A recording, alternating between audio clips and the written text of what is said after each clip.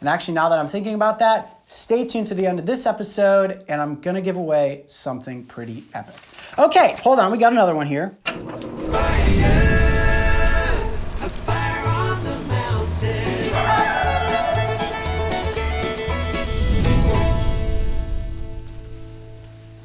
There it is. What's going on, Coyote Pack?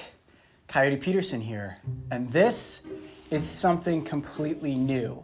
To be honest with you guys, I don't really know what it is yet. We've been throwing around a title idea within the office that it could be Coyote's Corner or Howlin' with Coyote. It does have the base camp intro, so you guys are probably thinking, oh, it's a base camp episode, but there's no Mark, there's no Mario, it's just Coyote. Now, like I said, this is something new. It's a new part to the Base Camp series, and we've got to give it a title of some sort, so it could be like Base Camp Coyote's Corner or Base Camp Howlin' with Coyote. I think maybe this is a good opportunity for you guys to name what this segment is. And there's a reason. There's a rhyme and a reason behind everything that we do, the chaos behind the calamity. I read a lot of comments, right? And I don't respond to all of them, but some that I have read recently have said, do you guys remember when Coyote used to respond to the comments, whether it was Instagram or Twitter or certainly YouTube? To be honest with you guys, it's tough to respond to all the comments these days because we get close to, I don't know, I guess 5,000 to 10,000 different comments a day. And no, I can't answer them all. I would if I could, but what this new little intimate series here will give us the opportunity to do is for me to talk to you, to talk to the Coyote Pack. I guess it's a vlog of some sort, and to be honest with you guys, we've been trying to make a vlog forever. We always thought, well, a lot of YouTubers make vlogs, maybe we should make a vlog. Then we made On Location, which just turned into this elaborately produced series where sometimes I'm eating things and puking them up, sometimes I'm climbing trees to catch iguanas, and sometimes we're just exploring environments. Then we did Base Camp, and then it became me, Mark, and Mario teaching you guys how we made all of these episodes. It still didn't quite have that vlog, like that vlog aspect to it that was just me being able to connect with you guys, which is why this channel started. We started the Brave Wilderness channel, as most of you know, in 2014.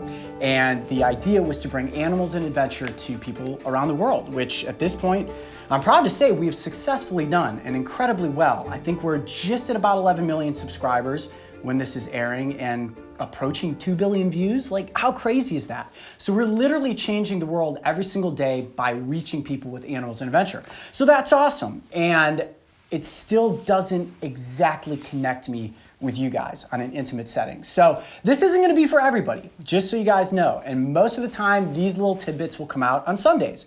And if you're thinking, man, I'm just here for the animals and adventure, totally fair. Click off the video, go back on the channel, and watch an animal and adventure video. But this is my chance to actually talk to the Coyote Pack and to sit down with you guys and answer questions. You see this?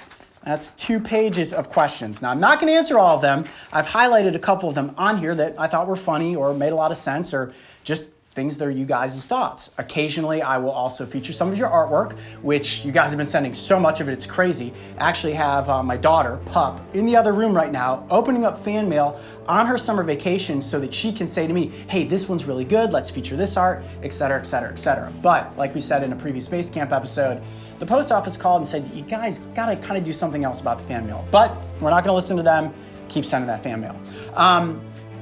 Yeah, it's crazy. It's really weird to sit and talk in front of a camera where it's not like, okay, I've got an animal and I'm presenting or I'm bantering with Mark and Mario. It's just my thoughts and I don't know what I'm gonna do on this series. So you guys are either gonna love it or you're gonna hate it, but either way, hopefully it will reach some of you and give you the opportunity to feel like you can write in, especially in the comments section of this series, and hopefully I will then in turn answer some of those questions. So, without further ado, let's jump into a couple of these here. And at the end, I'll just banter about something else. Oh, and just so you guys know, we are doing this with no cuts. Like, there's no editing. It is me inside of a room right now. They actually just set up the camera right there. I'm supposed to press record. It's got a fixed focal depth. Hopefully I'm in focus right now so I don't have to do a second take.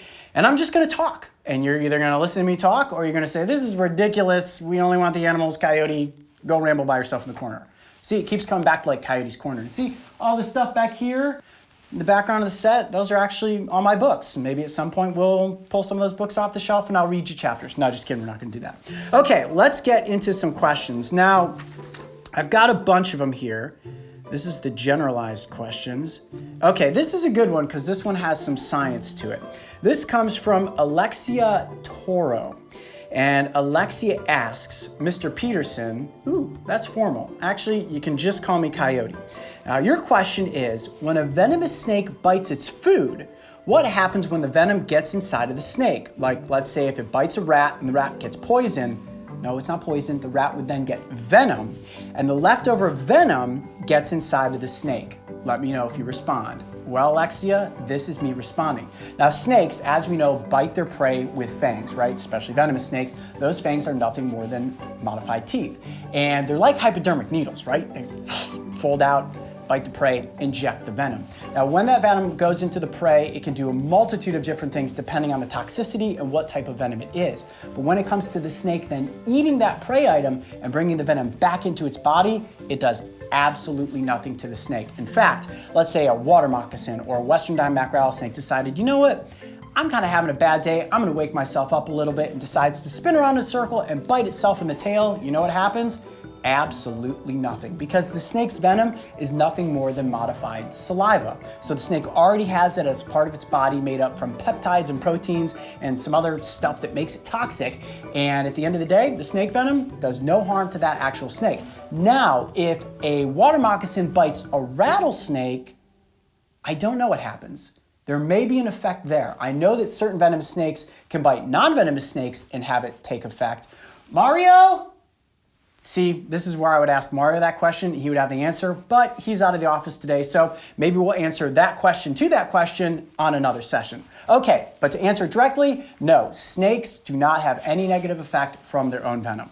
Moving on, what is the next question? Ooh, Nolan Lucan asks, did you see any lion prides while in South Africa? Oh, buddy, do I have some good news for you, Nolan. We are actually working on an epic 2-part lion episode right now. And I think that's probably a good point for me to also note to you guys that we've been making some content like this, right? Where it's not animals in adventure. It's, for this, Coyote sitting in a room and talking, or it's Mark and Mario and Coyote sitting on the base camp set talking. Why do we make this content? Not only is it to keep in touch with you guys, but it's also because the content we're making is starting to get bigger, more epic, more adventurous, harder to produce. I don't think everyone realizes how difficult it is to produce content for the Brave Wilderness channel. Keep this in mind. Twice a week, at least twice a week, we release an episode on Wednesday and Friday. And this is not just this, sitting down in a room with me talking. This is us going out into the field, taking days sometimes to have an encounter with an animal, producing all the B-roll footage, bringing it into post, putting it together, writing the voiceover story, finding the music, color correcting, making epic content for YouTube. And guys, it takes time. So with the lion episode specifically, that took us almost 4 days to produce. In post-production, so far I think we've been working on it for, I want to say close to 4 weeks, almost a month's time so far to edit this episode. So guys, just bear with us when it comes to producing this content. It does take some extensive time. Okay, moving on to the next question. And I'm supposed to be timing myself when we're doing this. I was given 15 minutes to film what this is. And so far, we are 7 minutes in. You guys having a good time? Have you clicked off the video? Maybe I'll start giving away things at the end, kind of like treats. Like if you watch the whole thing, like I'll give away a shirt or free tickets to one of our Brave Wilderness live shows. Who knows? We'll come up with something good. And actually, now that I'm thinking about that, stay tuned to the end of this episode and I'm gonna give away something pretty epic. Okay, hold on, we got another one here. I really like this one. Now this one came in on Twitter and it comes from Chase Tolliver. At Chase Tolliver asks, hi Coyote, what's up buddy? A few of my family members and I are planning on checking out some tide pools for the first time. Good call. Do you have any tips on what to look for and what to watch out for? It would be great help. Thank you in advance. Now, the tide pool series that we've been doing, Beyond the Tide, has been a smash success. And I remember the first time we ever did a tide pool episode, I personally was skeptical. Walked down to the shoreline in California, all I saw was seaweed, a bunch of rocks, and some really rough waves. And I was thinking to myself, never gonna find anything in this mess of chaos. Lo and behold, we caught crabs, prickleback fish. I think there were a couple other things featured in there. And ultimately what I'm getting at is that I learned that the tide pool ecosystem is incredibly flush with wildlife. And you guys have seen so many of these Beyond the Tide episodes and have been so encouraged to go out and explore tide pools, which is wonderful because we love you guys watching on YouTube, but at the same time, we want you to put down the mobile devices. We want you to step away from your computers or your televisions and actually get back outside doors to explore. Now, tide pools are a great place to search for animals if you live on one of the coastlines. And it is a safe place to explore as long as you do your research in advance, because there are species that are venomous, some of them that can potentially kill you. For example, if you live in Australia and you come across a blue ring octopus and that octopus bites you, game over.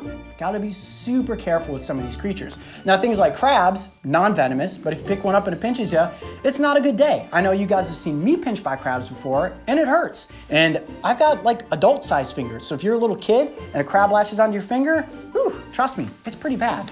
But back to the question and what my advice is, like I said, do research in advance and always make sure that if you're exploring in an area, if it's a national park, make sure that you're following the park rules and regulations. If it's private property, you have a little bit more leeway, but definitely follow all the safety protocols. Check the tide levels and check when the tide is going out, and most importantly, when the tide is coming back in. What you don't want to happen is for you to be too far out on the flats, the water to come in, and then you're like, uh-oh, I'm stuck, and the water's rising. So use proper safety precautions. Admire animals from a safe distance most of the time. When I say most of the time, I mean like it's okay to catch crabs. It's okay to pick up soft little, slugs and stuff like that. Just handle them gently. Bring a bucket of salt water with you. Bring a bucket, fill it up with salt water. Place things in the bucket so you can look at the animal inside of a bucket. The less you handle something, the better it's gonna be. So I think that's pretty good advice. Maybe not, but follow the safety and the rules, and you guys should be just fine. Man, that was a long-winded answer, wasn't it? Okay, here's one that was just a random comment from Wilson, BC. Wilson recently launched, I'm sorry, I wrote Wilson, BC as in Wilson Base Camp. This comes from Wilson Guzman. Wilson was really excited about the Wilson Base Camp episode because his name is Wilson, which he says, Wilson's my name. I feel so honored that Coyote yelled my name. I feel really connected with you guys. Wilson? I love you, buddy, and thanks for watching that episode. And did you pick up that Wilson t-shirt? I think they're almost sold out, so if you don't have your official Wilson t-shirt, make sure to get one of those at the Brave Wilderness store. Okay, one more question. One more question, and that's what all of the questions on this side are. Executioner Wasp comments, possibly bring up to tease.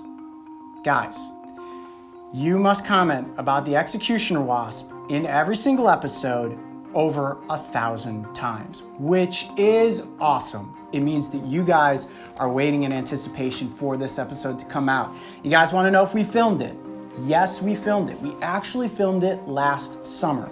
There's a lot of mystery behind the Executioner Wasp. I challenge you to even go out on the internet and search the Executioner Wasp to see if you can even find this creature. It is so rare, so elusive, so unheard of. When we came upon it, we knew that we had to film an episode. Yes, we have filmed it. Yes, I have been stung. Yes, it is coming out this year. That's all I'm gonna say now, but I will promise it is going to be epic.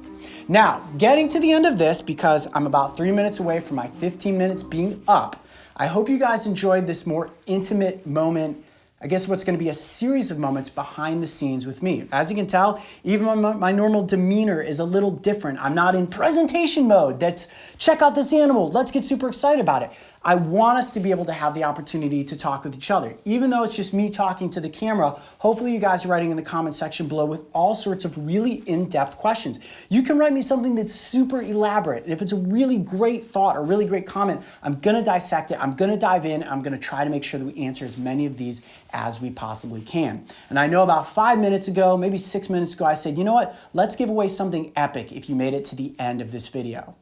We have the Midwest tour coming up. I think this video is coming out this coming Sunday, which means we leave on Tuesday to head out on the Midwest tour, where we're visiting some amazing cities, and I'm super excited because we're gonna be visiting my hometown, original hometown of Cleveland, Ohio. That's where I'm from originally. Now I live in Columbus, Ohio, doing shows in both of those cities.